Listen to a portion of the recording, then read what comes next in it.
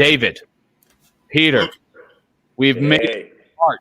We've made it to March 2021. It is March 1st, 2021, Monday, the second episode of United Sessions, and we have a banger tonight. We are so excited to put this one out there. Dave, beloved co-host, technical master of this entire show, how are you? Are you ready for this episode? I am well. I am excited. One Peter was not enough for this episode, so we've been told. No offense, Pete. But we're doubling our Pete power tonight. We got Peter Trevasani, and we're going to get to Peter Wilt here in just a few minutes. Excited to get the ball rolling, almost literally as well as we started training today. But Pete, how are you? I'm doing great. Just getting ready for season, first day of preseason today, so it's a good day. Mr. Trevasani, what are you rocking on your shirt there for tonight's broadcast? I got a few lemons. The Open Cup selection came out, so a few lemons to kind of let you know how I feel. Coach said to not go too crazy on the Open Cup, just a little crazy. So, Pete, I don't think you know the definition of a little crazy. Yeah, there's an on switch and there's an off switch, but I think a lemon shirt is the best we could hope to get out of you. Despite the lemons, boss, it's nothing but optimism in front of us, right? Like I'm feeling very much the vibes of those songs of it's light in the future and the sun has risen and it's going to be a bright, sunshiny day. How are we feeling on this first day of preseason training? Oh, feeling good. I mean, you need lemons to make lemonade, and I think everything we squeezed last year, we're gonna pay out in dividends this year. Coming up.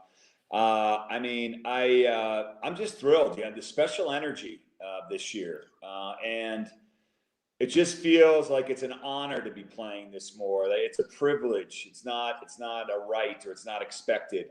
There's a sense of this is a gift, and we want to take advantage of it. Yeah, absolutely, and take advantage of it. We will. We've had a couple cool things go on over the past, week to 2 weeks. One of the coolest, in my opinion, Pete, we announced Paul Lease as a new assistant coach for the first team, as well as the head of the academy. That's exciting news. Absolutely. Paul's a great guy. I didn't know Paul. Troy goes back, has some roots with him, but he's been coaching in the Southwest, coming out of the Rio Grande Valley area. He knows, he knows the area. He's been out here. He commented this morning it was super cold for him. So I know it's going to be a little bit different. And I was like, man, as a Boston guy, sun's out. I feel good. So when you see Peter coaching, intense, very strong, very deliberate, very determined, has the complete attention of all the athletes, whether it's the academy or the first team. And he's going to add a lot of value to our club. 100%. Yeah, one of many exciting developments over the last couple of weeks. I don't know if we're going to do this right now, but I definitely do want to set it up because we have had some engagement on Twitter. People are starting to get interested in the idea of Pete Leaks. Now, we tried to put out Pete Spills the Beans, but it looks like the Pete Leaks is going to be the one that takes the cake here, and that's a little bit embarrassing for you, boss. I'm sure you would have hoped for better branding on that. But what are you thinking with this? Because this is really your brainchild. And I think perhaps a lot of people from the outside don't understand this, that you come up with so many of these ideas and help us ideate and help us come up with amazing ways of engaging. So what was your idea behind this? That you have the utmost access and you're going to give it back to the people. It's too much access, Pete. Look, we've always tried to be more than a soccer team. We've always tried to break the barrier between the club and the fans. I mean, I think the less barriers, the better. The more honesty and openness, the better. The more we can, communicate and feel like we're all part of the same team. I love that. So, I just feel like, part of that is letting people know what's on our mind. We get information sometimes a little early. We can't always express it, but it kind of, I want you to be thinking the same way we are. So, if I can share a secret with our family, then I'm going to do it. It stays in the family, right? It's not going anywhere. Yeah, no, it's not like this. It's not 82,000 being live streamed across the entire internet or anything. No big deal. As your communications director, Pete, this is just perfect. This is great. And as a lifelong, I know you like spontaneity and challenge. We got it. You're one of the best in the business. I want to keep you sharp. I appreciate it. Pete. Keeping it sharp, Dave. We are trying to put on a podcast here, and so that means we have to do some administrative notes. Can you tell the folks not only what proud membership we have with Barelas Podcasters Guild, but how they can support this, even if they can't tune in with us in real time? Yeah, so obviously, if you're watching live, thank you so much for tuning in. If you're listening to this on the podcast after the fact, thank you so much for tuning in. We're a proud member of the Barelas Podcast Guild right here in Albuquerque. As always, one of the most important things we can do as a community, as a soccer team, as people here in New Mexico is support local. So that's why we're members of the Barelas Podcasters Guild, proud members. We will continue to be proud members and just support local. I mean, that's all you can do, whether it's supporting local beer, like the Ex Novo that I'm currently drinking, German chocolate cake, delicious, or the Barelas Podcasters Guild. And then ways you can help. Listen to the podcast. Thank you so much. But like the podcast, share, subscribe, and give us a 5-star rating. Helps more people see what we're doing and gets the word out. Absolutely. And yes, we appreciate everyone who's supported this so far. If you're interested in being a partner of this podcast, let us know. We're always looking for collaboration in these spaces. If there's a funny segment you want to see a sponsor, if there's something we need to do, like either Pete spills the beans, or if there's something we need to do with what David's drinking tonight, let's do that. Let's have a dialogue. Let's have a conversation about that. Again, everything we do at United, including United Sessions, is a community effort, and that means everyone is involved with this. Dave, who do we have on the other side of the break? We have the unmatchable, the unequalable. I don't know. I don't have adjectives. We have Peter Wilt. Words that are 4 syllables long. That's right. We have the amazing Peter Wilt. The man has done a ton in the U.S. soccer scene, including starting a brand new club in Nisa, Chicago House AC. We're very excited to talk to Peter about it on the other side of the break. So stick around. We've got that and much more. Be right back, friends. For her.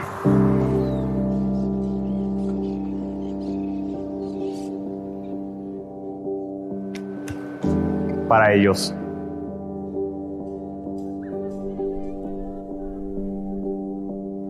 For them.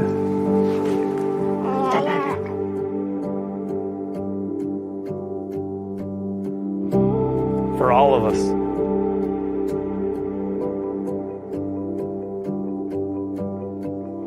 For our families, we stay home. For our communities, we keep our distance. For our state and our fellow New Mexicans, we wear our masks. As New Mexicans, we're no strangers to hardship. Anytime something is put in our way, we prove that we can overcome it. The sacrifices that we make today will create a better tomorrow for all of New Mexico. Somos Unidos.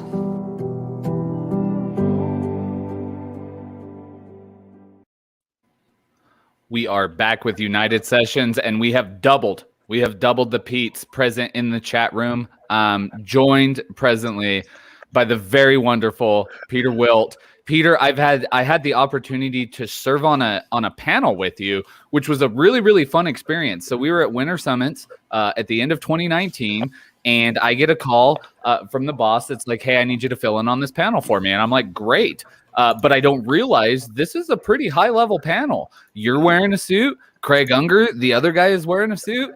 And I show up, and I'm wearing a bird shirt and a set of Adidas. And I'm like, all right, I'm gonna talk about fan engagement with these guys.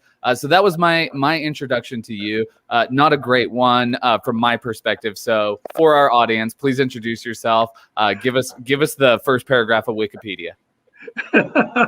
I'm Peter Wilt. I invented Schlapst. It's a beer that mixes Schlitz and Pabst. It's called Milwaukee's Black and Tan. Now, that I don't know if it still is, but that had been in my Wikipedia page for a long time. You asked my Wikipedia intro, that's what it is. That's well, that was a great episode, guys. I don't think we're going to top that. You can't be Schlats. For those of you who are listening on the podcast and not watching live, Peter is rocking a very nice Pride Forward Madison shirt that I'm also wearing. One of my favorite kits in American soccer. I love this kit. David, you're my hero. I just want to look like you. Well, thank you. Thank you very much. I would like to say, for the record, I have spent more money on Forward Madison gear than I have on any club that I am not an active supporter of in my life. I have like 4 Forward Madison jerseys, and I've never been to a match. It is true for me as well. Forward Madison has a wonderful designer. Their partnership with Hummel is so good because it allows them to sublimate and customize every jersey. Our first year, we actually had 4 different jerseys that we made available to the public, and then the public demanded a 5th one, and we came through. So they're a merchandise machine. Yeah, as a father of 4 children, Peter, clearly Forward Madison became the "if you give a mouse a cookie" aspect of what's going on with soccer merchandise. Again, you guys know each other as not only two of the biggest legacy builders in the game, but I think what we wanted to do in facilitating this conversation is just really hone in on this idea of how important community is to a soccer building organization. And Peter, Wilt, you've proved that time and time again. Mr. Trevasani, you've proved that with our co-adventure. So I'll turn it over to Mr. Wilt first. Why is community so important to launching a successful soccer franchise? Well, any pro sports team is about building a community of, I'll say, like-minded people, meaning they share the sports team in harmony. They don't have to be like-minded in everything, but that's the emotional connection that binds them together. And if you're just going to have a sports team that doesn't mean anything or connect to a community, it doesn't give reason to have a fan of that team. Because, traditionally, I think you think of following a sports team because they're the best at the sport. They will win championships every year. But what we're doing, especially in lower division soccer in America, we can't promise that to our fans. First of all, they can get less expensive pro soccer just by turning on their TV or opening up their laptop. And it's probably going to be better soccer, frankly. Nothing against New Mexico United, but okay, maybe New Mexico United will be the best soccer in the world. Peter, I'm going to give you Trevasani. You get a chance to retort after Wilt's done. So what we need to do is create the reasons for people to care about this team, and that's community. That's the word you use. Lately I've been using Buenos Aires as an example. There's 18 pro soccer teams in Buenos Aires. Okay, they all represent something different to a different community, whether it's socioeconomic, geographic, religious, or it ties into a historic figure in the community. It's building that community that gives fans a reason to care and support a team. And sports teams are community assets. Okay, it's a business. Yeah. We all want to make money and stuff, but they really are a community asset. And it's important that they are active in a way that gives back to the community, that makes the place where they live and work and play a better place. Because Phil Anschutz, who was my boss in Major League Soccer with the Chicago Fire, in my job interview with him, the last question he asked me, it wasn't really even a question. He said, if you get this position, I'm going to ask you to start a charitable foundation because you're going to be taking a lot out of the community. So it's only right that you give back to the community. And also, I don't know if he wanted this part to go public, because it sounds a little cynical, but it's true. He said, good works are good business. And he's right, because if you are giving back, it'll make people feel almost indebted to you and more connected to you. Vested is an important word. I think Peter uses that too, where the community feels a sense of ownership in the team. Peter, all I can do is hand it over to you. That's a lot, and I know that you can riff on that. No, listen, I just took really good notes. Peter, I love what you said. The mission of New Mexico United is to bring our community together in ways that's never been brought together before. And that's what we set out to do. I mean, a lot of the things that you said, I think we do those with United. I think sometimes we're intentional. I think a lot of times it's just a residual of the process, a residual of the mission. We're not really that calculated and thoughtful about all those aspects, but it's that emotional connection. If we don't have an emotional connection, then we're running, three-legged races at halftime to get people to laugh. We're giving out bobbleheads and Beanie Babies, and that's great. That's entertainment too, but this is very different. And you're right. There's only one winner of the Club World Cup. So every year there's only one first place finisher. Everybody else is second and all the way down to last. So what else, what else do you got? And it can't be about winning, but it can be about a sense of a winning culture, a sense of a culture that represents who you are, what your ethos is. And if you're authentic in that every single day, then you're going to build relationships for life. And I hope build a club for 100 years. And I know you've been part of that. And that's what we've set out to do. Well, you mentioned club, you mentioned community there, both Pete's. That seems like in the launch of Chicago House AC, I watched the launch video. I think everybody here probably watched the launch video. It seems so Chicago focused first. And, it's easy to, you bring a club to a community and you focus on the community. That's important. But it felt as though it was focused on the things that make Chicago what it is from a cultural standpoint, from a community standpoint. What goes into that, Peter Wilt, whether it be with Chicago House, whether it was with Forward Madison, whether it was with the Fire, wherever, what it goes into making sure that you're hitting those important notes that are, making sure that the community knows you're first. Yeah, no, I appreciate that. I've been fortunate to launch many teams in different cities, and what works in Indianapolis doesn't work in Minneapolis. And what connected with people in Madison won't necessarily connect with people in Chicago. Chicago is where I grew up. I grew up outside Chicago and sports fan of Chicago teams my whole life. So I started, I think there's a fourth pro soccer team in Chicago that I've started. And so I get Chicago just intuitively more than I do some of these other cities. But even so, what goes into it is simple. Talk to people, include people. I'm sorry, talk to local people, include local people. That video, and thank you very much. I think they did a great job, and a shout out to Thatch Productions and Charlie Fritchner, who directed it. They're a Chicago-based firm. We interviewed, I think, half a dozen different video companies. They're all Chicago companies. Our identity lead, our brand designer on this whole project, the name, the logo and such, was a Chicagoan. Okay, he's based in Lithuania right now, but we'll get over that part. Liam Murtagh, I first knew him when he was a teenage kid in the Barn Burner supporters group for the Chicago Fire in 1998, in our first year. And, he may not like hearing this, but my first impression of him was he's a bit of a punk.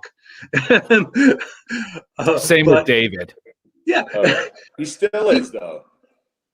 He's the most passionate soccer fan I'd ever met. And he loved the Chicago Fire as if he'd been supporting them for 20 years, and he'd only been on Earth for 16 years.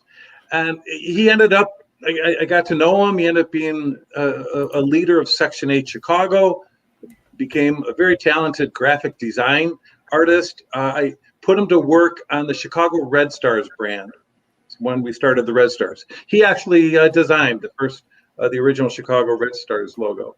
And so when it came time for this team, which at the time was just Chicago Nisa, we didn't know what the name of the team would be. I brought him into the loop, and he served as kind of a guiding light for it, overseeing it. But we listened to the fans every step of the way. We created something called Moniker Madness, which was a goofy way to structure fan submissions for the names, fan voting on the names. It was also a way to drag out the process for 4 months to kind of keep our name in social media for a while.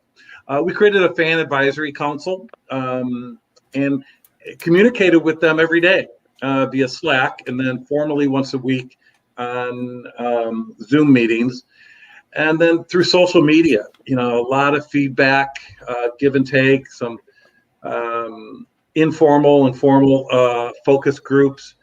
And it all comes together, and it gets it goes through a Chicago filter, I guess is the best way of saying that. And that helped ensure at the end, the product you saw on that video looked, felt, smelled like Chicago. Peter Trevasani. I'm sorry to interrupt, Dave, but I got sparked off of what he was saying right there. Our situation was a little different when it came to branding New Mexico United, right? Like, we're talking about Chicago, one city, one metropolitan area, and they have so much diversity within that tight bubble. Now we're talking about an entire state that encapsulates just a myriad amount of political ideas or religions or ethnic backgrounds. Like, how was our journey a little bit different than the one that Peter's describing right now?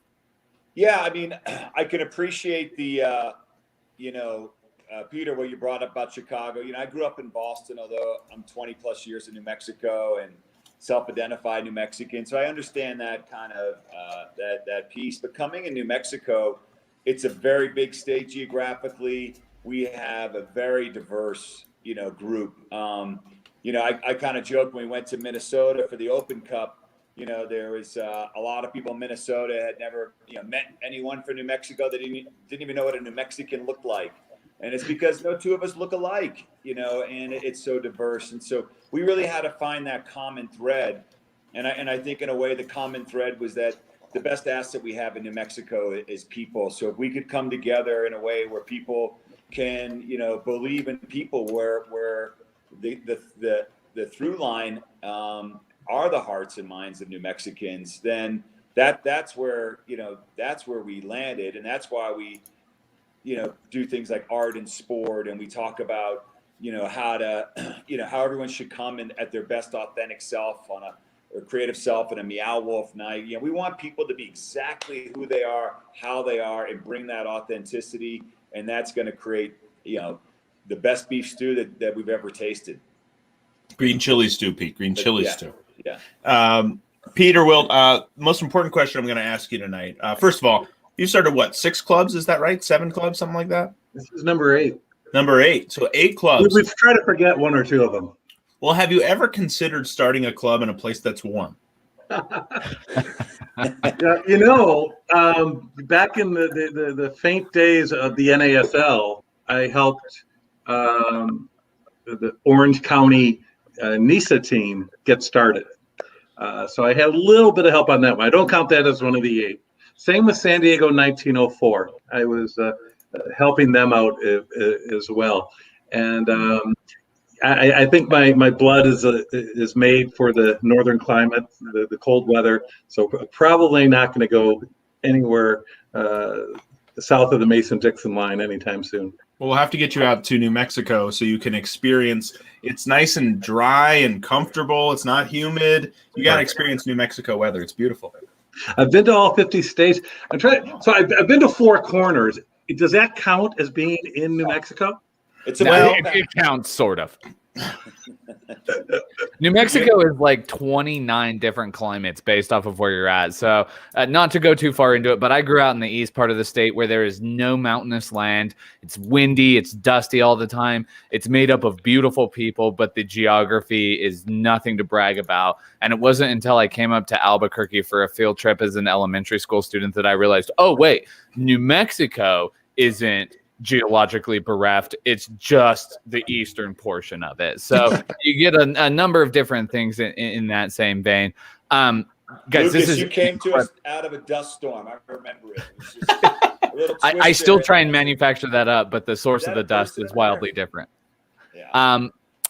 Wilt, Mr. Wilt, talk to us about Red Stars and talk to us about the women's game. We had a big piece of news today, like a big investor came on, a big voice in the American sports landscape and said, you know what, I'm 100% committed to women's soccer. That's been a franchise that I think the NWSL is incredibly proud of. Talk about your work with them, talk about the latest developments, and talk about what you want to see in the future.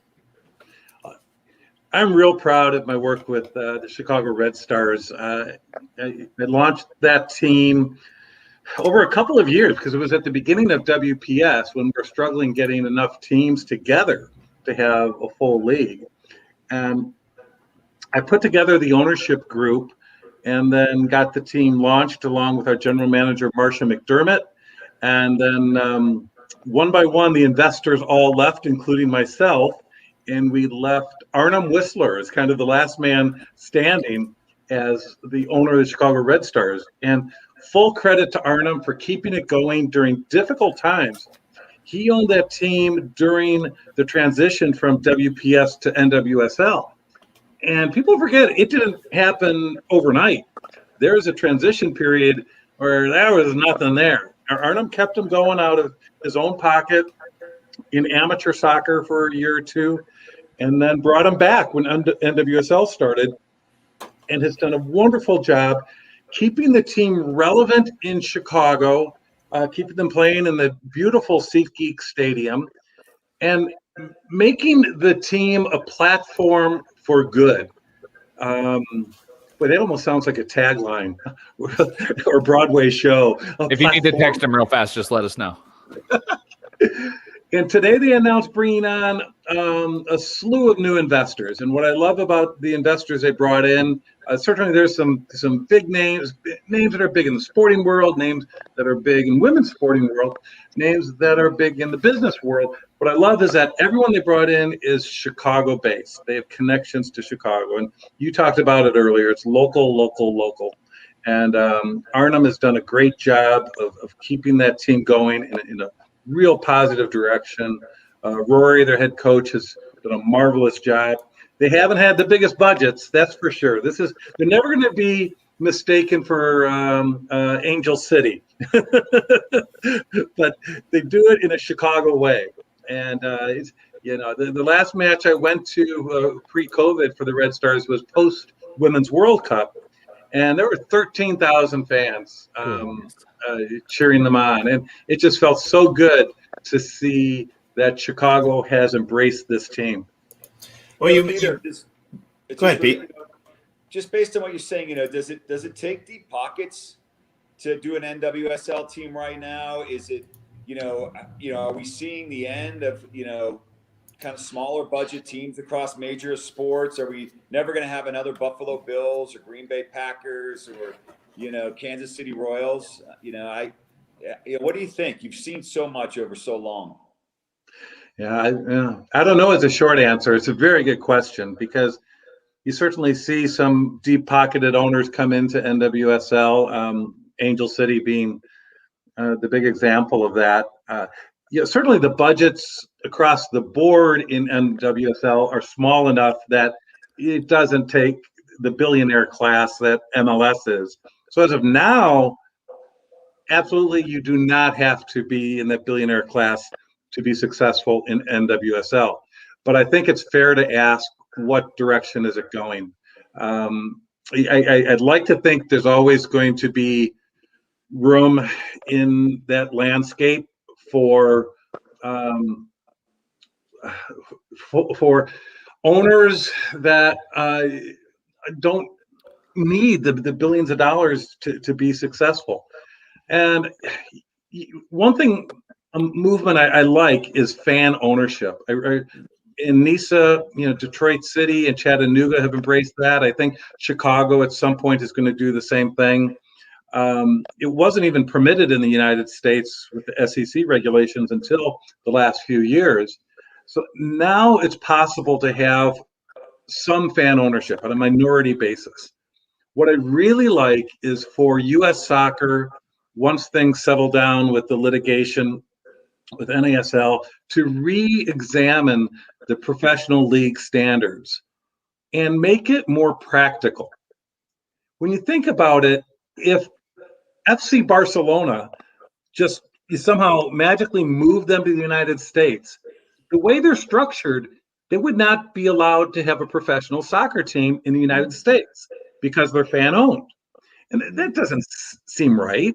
So I think the professional league standards, maybe I'm being naive, but I'd like to think that they were built originally with good intentions to assure stability of the sport.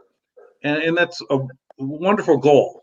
But in the meantime, they've also prevented certain structures that have proven successful around the world, including fan ownership. If we can permit fan ownership, and maybe there's some other criteria or standards that need to be put in with it to assure stability. Then, how neat would that be? That whether it's NWSL or NISA or USL or MLS could have truly fan-owned teams. I mean, Bundesliga, 50+1. Yeah. So, not all, but virtually all Bundesliga clubs are publicly owned. So I guess a long way of saying, no, I don't think it's the end of an era for NWSL. I think they can still have, we'll call it family-owned or small business-owned teams. But we want to see budgets increase. It's not that we want to see the women's teams' budgets held down.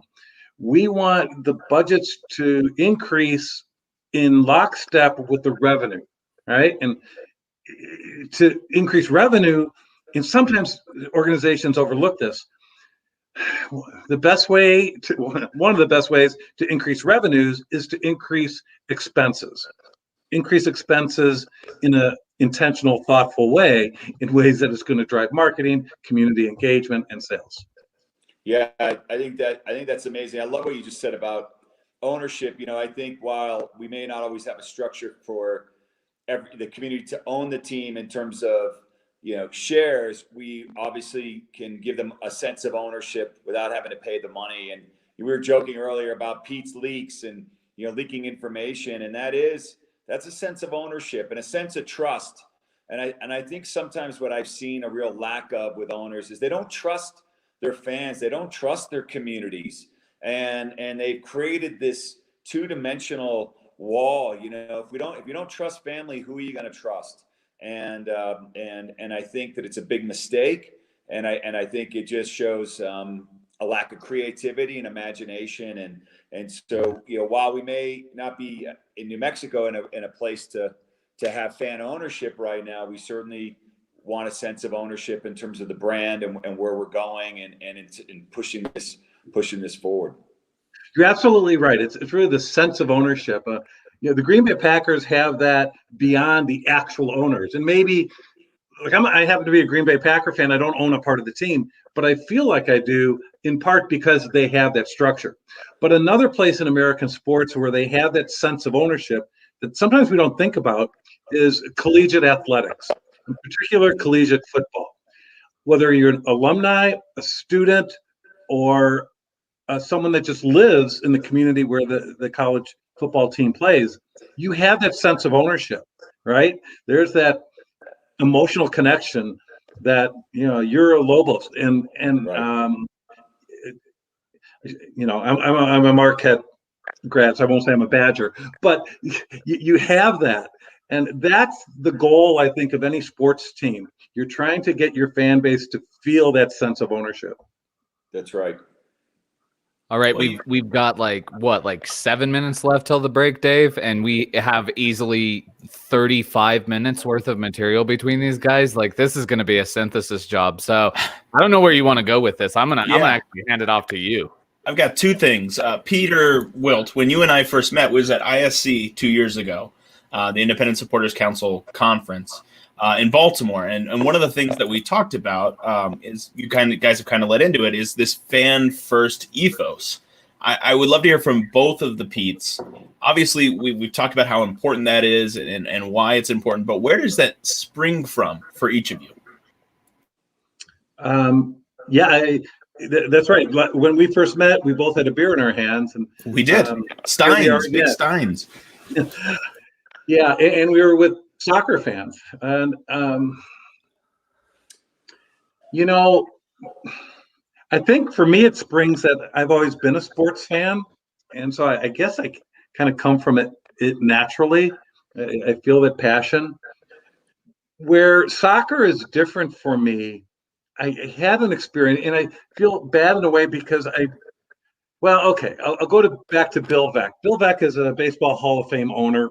He owned the Chicago White Sox when I was in school, and as a big White Sox fan, I got mad at him when he hired a former Cub to be the White Sox manager.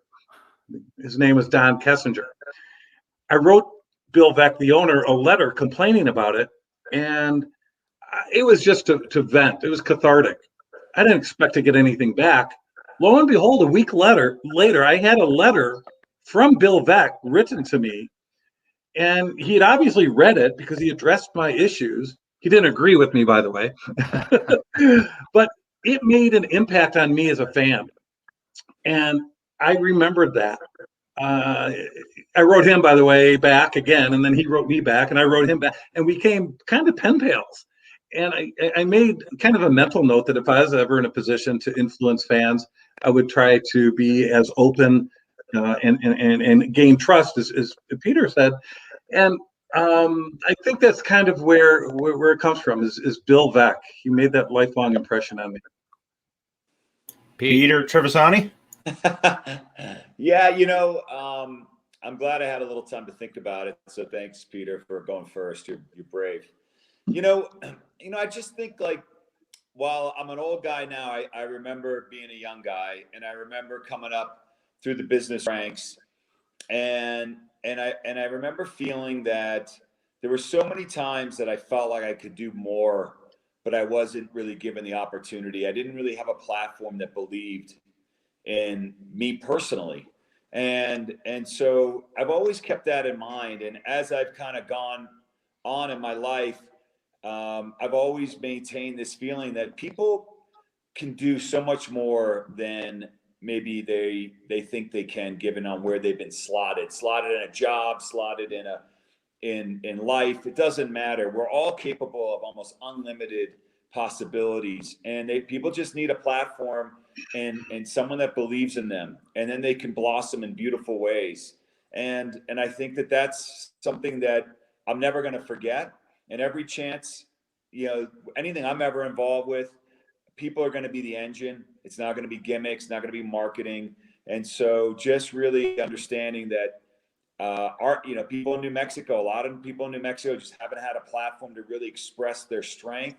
They haven't had a lot of people that have believed in them collectively, and they've been told over and over that, we're not good enough. And I've been part of that. I know what that feels like. And so this is an opportunity for us to show who we are. And that's why, you guys are so tired of me hearing about it. My goal is to win Club World Cup, because I want a day to come where the New Mexico is the best in the world, undisputed. New Mexico is number one because we're winners here. That's right. I'll never get tired of hearing you say it, Peter, because I'm one of those New Mexicans, man.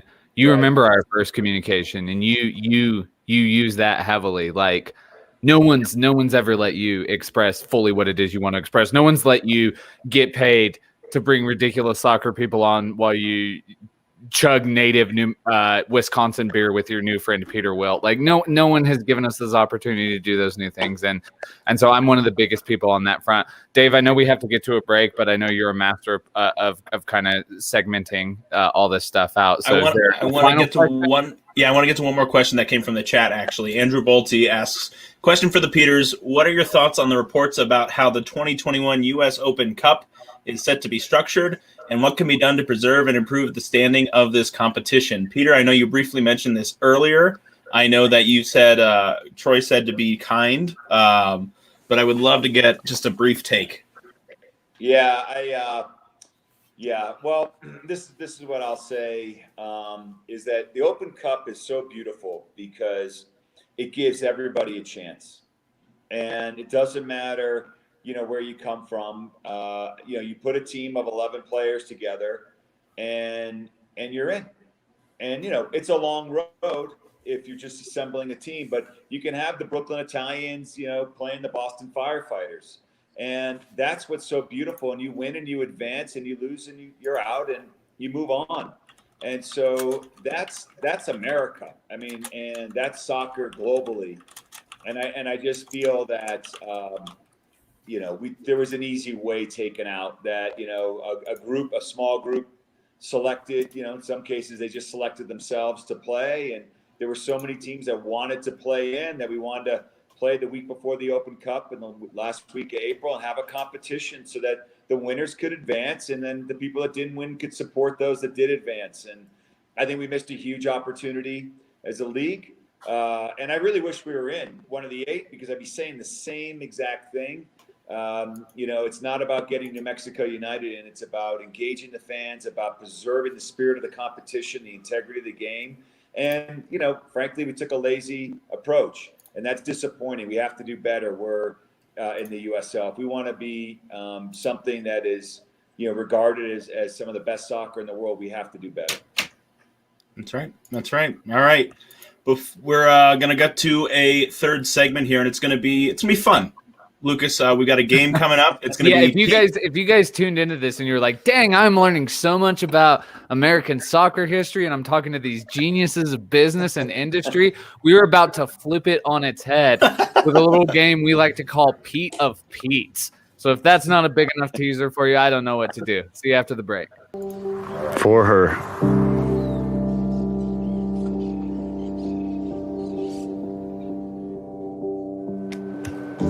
Para ellos.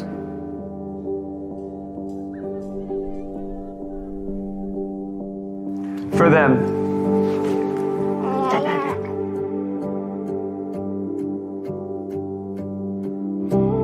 For all of us.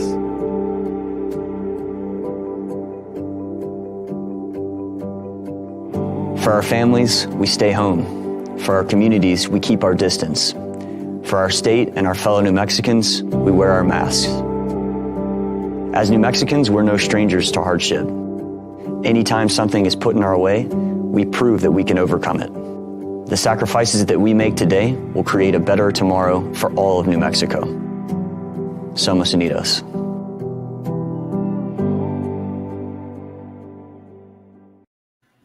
Final 15 minutes of the second episode of United Sessions. It has been incredible. Oh my God, David somehow pulled off a wardrobe change Beyonce style. I told you. You got one in the second segment. That's fair. You got your karma one up. Mr. Wilt, have you pulled off an episode change? He does. No, an outfit change.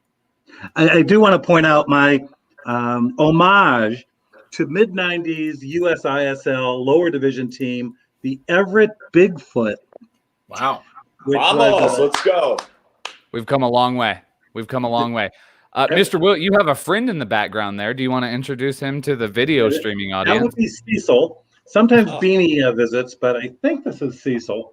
Yeah, he wants to be in my lap. He'll be in my lap later. I do want to point out, Everett Bigfoot in the mid-90s in the USISL had a woman general manager, Via Hermy, who did a great job back then, but an early breaker of glass ceilings. Very nice. Hey, here's to more of those. So I'm going to lay out this ridiculous game, okay? And here's the idea, right? We love talking to people about their areas of expertise, but there's also a tremendous value in putting someone on their back heel. But what I've been told, Mr. Will, is that I may not be able to put you on your back heel here. I think that your general knowledge base may serve you really well in a little game we're going to call the Pete of Pete's. So we have 10 historical famous Pete's that we're going to give you clues on. You're going to go back and forth.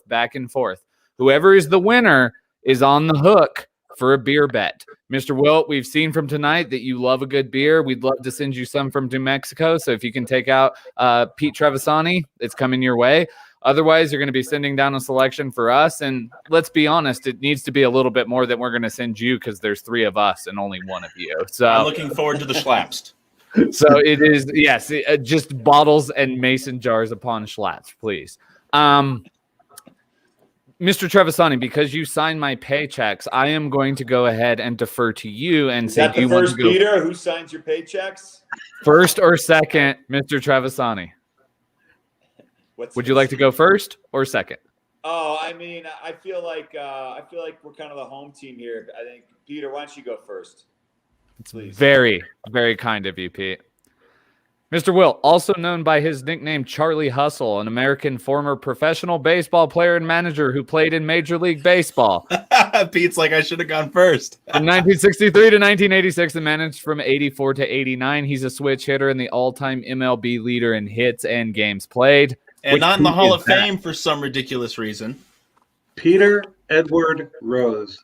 Look at him adding. He's flossing on us already. I wrote Pete Rose on my thing. That's 1 for Mr. Wilt. 1-0 Wilt. All right, boss.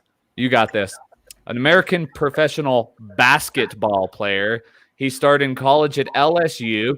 He played professionally for the Hawks, the New Orleans, Utah Jazz, and Boston Celtics over a 10-year career.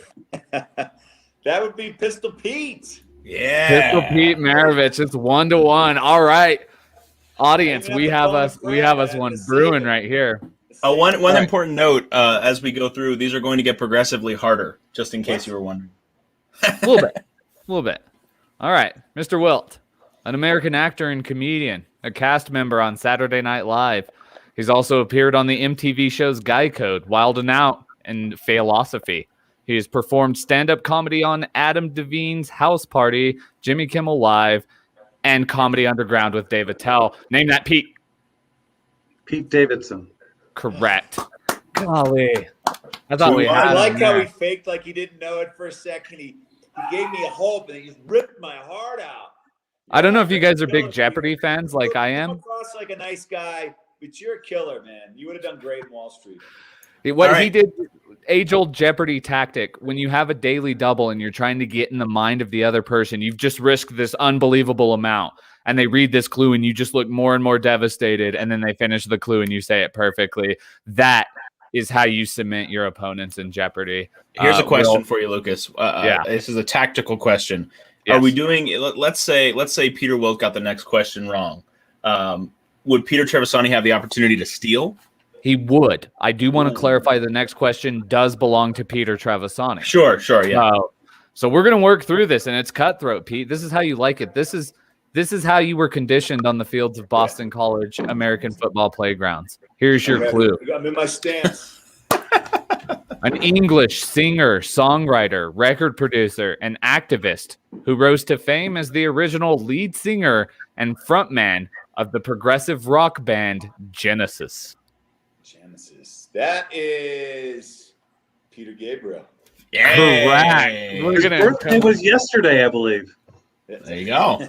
Wait, Mr. Wilt, Red there's not rain, bonus baby, red points, rain. okay? Like, you don't have to do that. He's just showing off. I know he is. 2-2. This one's for you. We'll test your English rock prowess. We have another English rock musician, singer, songwriter, producer, and guitarist. He was previously associated with the bands Humble Pie and The Herd, and at the end of his group career as a solo artist, he released several more albums. Name that, Peter. Pete Townsend. Oh no, Oh no! that Peter is a Trevasani. myth, Mr. Wilt. You have the opportunity to steal, Mr. Trevasani. No windmill. I would The band- say the Do you need another read? Frampton. Wow, that is correct. Yes, there we go. Wow. I take my hat off to you. All right. Now you are in a predicament, Mr. Wilt, because this question actually belongs to Peter Trevasani. With the He can opportunity run to it. take No, a he just 4-2 broke lead. serve. He just broke serve. Woo. Peter, a New Zealand film director, screenwriter, and film producer. He's best known as the director, writer, and producer of the Lord of the Rings trilogy and the Hobbit trilogy. Name that, Peter. That would be because I love the trilogy and the books. So that's Peter Jackson. Oh, no, he holds serve. Very well done, sir. I'm running Very out of well Peters. done. That's all Peter, the Peters we're he gonna- knows. Peter, as you know, I actually have Gandalf's staff tattooed on my arm right here. I cannot wait knew to you delve had. into the allegory love you have for the Lord of the Rings trilogies. I think maybe we should live stream that one as well. Back to you, Mr. Wilt. You need An this. American. Go ahead, Dave. Sorry. I would say, Peter, you need this to stay in the game. Well, I mean, you're not out, but it's getting late early. All right, Peter, Mr. Wilt. you can phone my friend if you need to. This is pressure. Here's an American actor and producer. His film debut was in Living in Oblivion, 1995, and his breakthrough came with the comedy drama The Station Agent, 2003. He probably received the most acclaim for portraying Tyrion Lannister on the HBO television series Game of Thrones. Peter Dinklage? Correct. He's still in it. Goodness gracious. We have 3 Peters left. All right. Pete Trevasani up by 1. He has a chance to extend his lead right here. Mr. Trevasani, an American professional tennis player, now retired. He began his playing career in 1988 and ended at the 2002 U.S. Open, which he won. Peter Wilt is giving me tremendous shade from the window over there. He's putting voodoo. Yeah. 14 Grand Slam titles and 64 singles in total. Name that, Pete. Nothing like a Boris Becker versus Pete Sampras match. Bringing it home for New Mexico. All right, so it's 5-3 right now. Yeah, the way it shakes out right now. So obviously, Mr. Wilt needs to get this right here. Then he needs a miss from Trevasani. And a steal. Wow. And then at that point, we come to a tiebreaker, which I don't think we've prepared, so I'm going to do some Googling while you do that. Dave, you Google. This is going to get tight. This is the drama we want, U.S. Open Cup style. Mr. Wilt, a British stage and film actor of Irish descent, played the title role of Hamlet in the National Theatre's first production in 1963. He's been nominated for the Academy Award for the Best Actor 8 times. And listen to this time window from 1962 to 2006. Peter O'Toole. My gosh, that is clutch. Where is Tyler Terrence when we need him? Tyler, if you're listening right now, we need it's Wilt. That's a big time grab. All right. It all comes down to this. One blindfolded. Trevasani, you're bringing it home for the land of enchantment. Here we go. He's an English blues rock. I'm just come on, Peter Pan. I know it's in there. You're not going to say Peter Pan before I read the clue. That's ridiculous. Well, apparently Pete Best is not one of the answers. I can't believe it. How did you not have a Pete Best question? Oh, we did some pretty intense work on this game. And by intense work, I mean we spent about 23 minutes this morning getting it ready. So forgive our lack of true Pete fidelity. But Mr. Trevisani, he is an English blues, rock, singer-songwriter, and guitarist. He is a co-founder of Fleetwood Mac, and he's inducted into the Rock and Roll Hall of Fame in 1998. Name that, Pete. From Fleetwood Mac? He is considered a co-founder of Fleetwood Mac. Well, it's not Fleetwood, and it's not Mac, and it's not. Here's what I can give you. The first name is Peter. Peter. Boy, that's a hell of a hint, guys. We everybody report early to work tomorrow. Bring your coat and keys. Say Peter Fleetwood. Oh no. Mr. Wilt, do you have the chance to steal and bring it back? I'm just going to guess that he may be Pete. I'll stick with Pete Townsend. He's done so well for me so far. No. Is there any way that Pete Townsend was part of this? It's Peter Green. Peter Green. Okay. Peter Verde. To the champion. Well, we have the first inaugural Pete of Pete's. And it's El Jefe of New Mexico, Pete Trevasani. What words? Thank you. Yeah. Well played, sir. Well played. Well, we are unfortunately, Dave, I think you're muted. Go ahead and take over, bud. I was going to say, just so you guys know, it's a good thing it didn't come to a tie because my next choice was going to be Peter Griffin, and I don't think anybody really wanted that to be the tiebreaker, so I'm glad. From Family Guy. All right, Mr. Wilt, we will send you the shipping address for New Mexico United front offices. We cannot wait to, I'm sorry, say it one more time for us. Is it Schmatzt? Schlapst. Schlitz and Pabst. I'm excited for this. Cannot wait to try it. We started last week before we did all of our house cleaning and all that boring podcast wrap up. We started a new tradition that I think we both like. And since you're both here on with us, Mr. Wilt, what was your favorite part of the podcast tonight? Oh, the Pete of Pete's. You heard that, boss. That's a race for me. Even as a runner-up. I'll say it wasn't the first loser. Runner-up. That's all we needed. Pete Trevasani. And I enjoyed it. Thank you. Pete Trev. Man, I so enjoyed listening and learning to one of the best. And as a lifelong learner, I really appreciate, Peter, everything you've done, the path you blazed, and I just love what you said tonight. Really hit home, and thank you for everything you've done. So, Pete, Honor to be on with you guys. New Mexico United is a shining star and an example for all soccer clubs in the United States. Thank you for having me on. Absolutely. Mr. Wilt, given your preference, are you going to deliver the game ball for us? Are you going to do the first coin or the coin flip, or are you going to take first kick for us? Or sing the national anthem? None of the above. I will be with your supporters group cheering for United. Well, if you know anything about New Mexico, you know Pete goes in there for the first 505, so you'll be right there with him. Sounds great. Cool. Peter, Wilt, Peter Trevasani, thank you both for hanging out with us. It means the world that you both took the time to hang out with us today. And for me personally, my favorite part of the episode was just hearing the two of you, two people that I've grown to love the game around, just talk about community first, because that's what we do. Everybody in this room cares about first and foremost, and everybody watching, I think, along cares about first and foremost. This is a community game, and what it does better than anything is bring people together. So thank you both for being shining examples of that. All right, Dave, before I kick it back over to you for the logistics, I'll just say my favorite part is in a degree to what Dave said, just listening to you guys learn. But then I had this crazy thought of like, what if there is a young kid out there right now that's like thinking, how do I do this? What do I need to do for my community? Like if for some God-blessed reason, this podcast could get in front of that individual and it could give him some insight and it could give him some inspiration to go out there and do the next great thing.